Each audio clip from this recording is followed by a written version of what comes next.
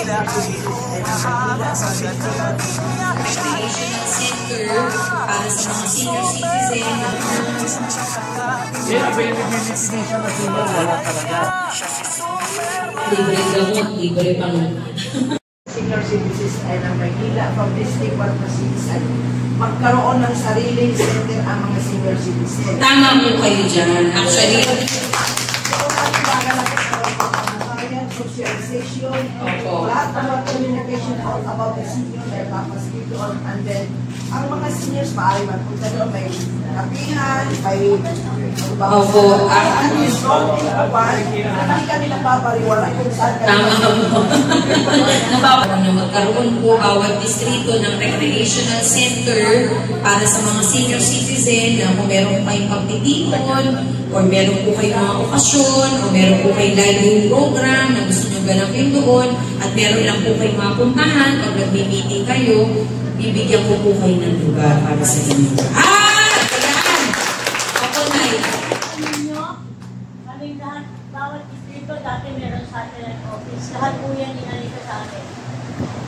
magkaroon po. Wala na po satellite na pupuntahan nyo.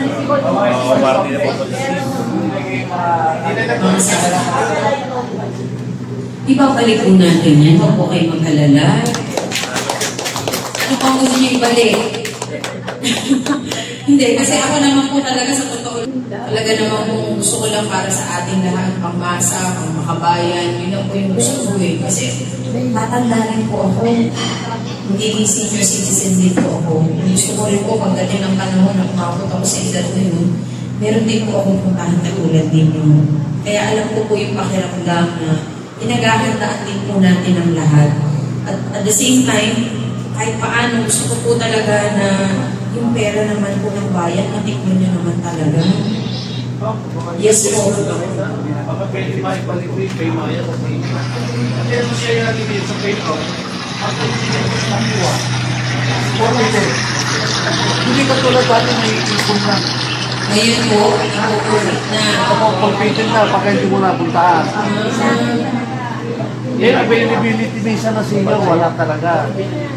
Minsan yung sakit. Hindi ko mali ng pinalit. Hindi naman ito. Yes! Huwag mo ako ano yun dahil Opo. Hindi, actually nga, yung kay Maya po, talagang marami pong naging problema dyan dahil ang dami nagre-reklamo. Yung iba nga, 3 months lang, nakuha, na-forfeit na. Ang gagawin po natin dyan, kasi actually po, ang National Commission of Senior Citizen, yung programa po nila, yung isang programa po nila para sa mga senior, ito naman para sa national po, hindi lang sa local government, na lahat po ng senior, pag narehistro na po yan, magkakaroon sila ng sarili na pong ID from the NCC. Yan po talaga ang plano na napag-usapan din po namin at nabanggit po sa akin ng Atty. Franklin M. Quijano na magkakaroon po kayo talaga ng parang ID from the National Commission. At the same time, meron na po barcode yun. Parang ATM nyo na rin po at the same time. Na lahat ng benepisyo po, direkta na po papasok sa inyong account. So yun na po yung parang gusto nilang magampanan para kayo po sa local government, for example, hindi na kayo kailangan pumila. Iba pa yung programa ng local government. Pero ito po, national, marahil magiging daan na rin po yan para ma-organize po yung mga benefits na matatanggap, lalo na pagdating sa mga cash basis na benefits po ng mga senior citizen. So ako po, ang gawin natin dyan, ano po yung makakaputi. Ako, I want to make sure na lahat po ng senior, pag may benepisyo, matatanggap. Wala pong expiration sa akin. Huwag lang po tayo bigyan ng mga expired na pagkain. Sa akin po, walang expiration. Kung ano po yung benepisyo ninyo, gusto ko directly po sa tao yan talagang ibibigay. So ayusin po natin yan with the coordination po ng NCSC. Pero definitely po, ang benefits po na gusto kong ibigay na 2,000 kada buwan, direkta po sa mga senior citizen.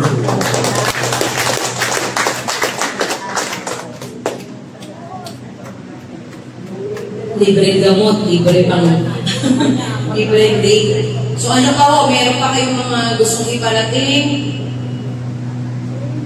Ito po, from the TPS. Kamusta naman po kayo sa TPS? Yung totoo po,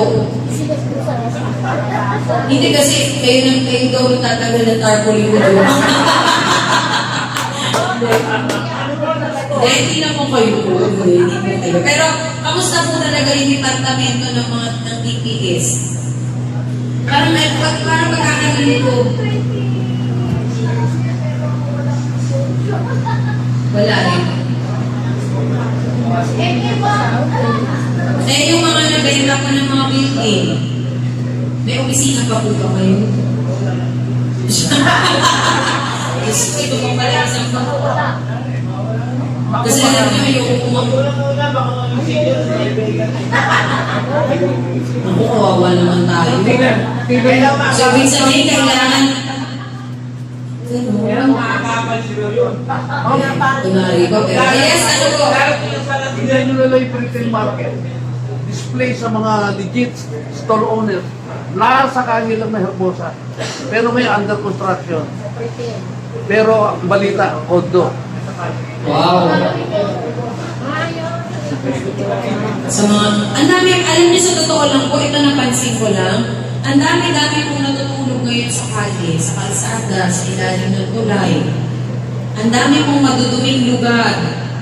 Ang dami po talagang mga nagugutom. Karamihan po wala talagang trabaho. Sa pagbaba ko po ng mga bawal barangay, sabi ko po sa inyo, kahit po na-slow ang senior, nakakita po po, naglalakad po talaga.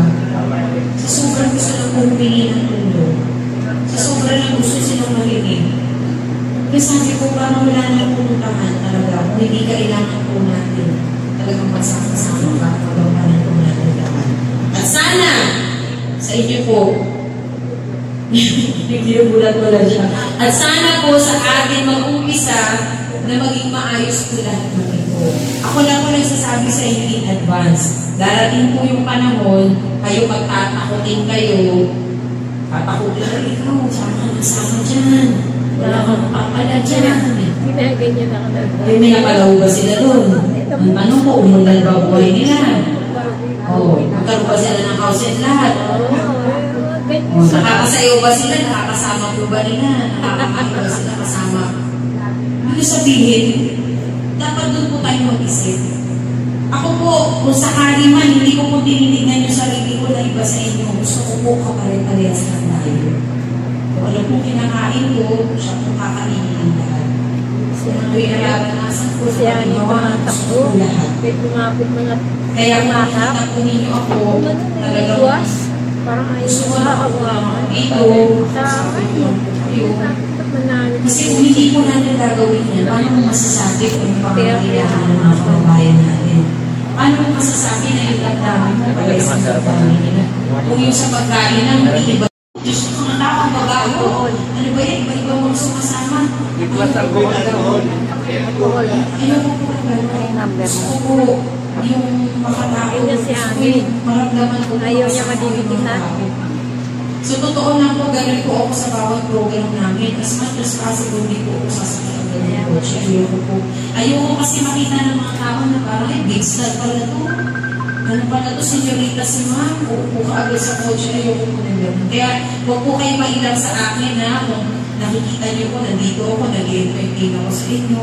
Siyempre, nag-aksaya po kayo ng panahon sa akin. Gusto ko po yung oras natin, yung bonding natin, talagang magkakaroon tayo ng mga memory na magaganda. So, yan lang po yung ilan sa mga programa. Kaya kung sakali pagtatakutin po kayo, huwag po kayo matakot. Kasi nandito lang po ako. Sabihin niyo lang po ako kung kailangan niyo ako. Lilipad ka agad ako papunta sa inyo. Sabihin niyo lang po kung tinatanggal yung tarpaulin ko. Ako magbabalik. Gusto ko mahuli kasi yung tatanggal eh. Eh kaso, hindi namin yung timing yan ni Sergio. Ang bilis ka nga mag-drive dito. Hindi pa po namin. Hindi, ang sa akin lang po ganito. Ako, nire-respeto ko po kung ano yung mga nilalagay nila. Sa akin sana naman lang, respeto rin nila po ang akin. Hindi ko naman tinatanggal ko yung kahit anong nilagay nila eh. Pero bakit pagdating po sa akin, parang binababoy nila yung tarpaulin ko. Kaya dahil po dyan, bababuyin ko na rin ito. Hindi na makasabi. Pagtatanggalin ko na rin yung mga tarpaulin nila. Ano po, may alam na sikreto po ito. Hindi kayo. Sabihin niyo na, nararamdaman ko na. yung gusto ko na doon sandali. Sabihin ko, anong nalalaman nyo?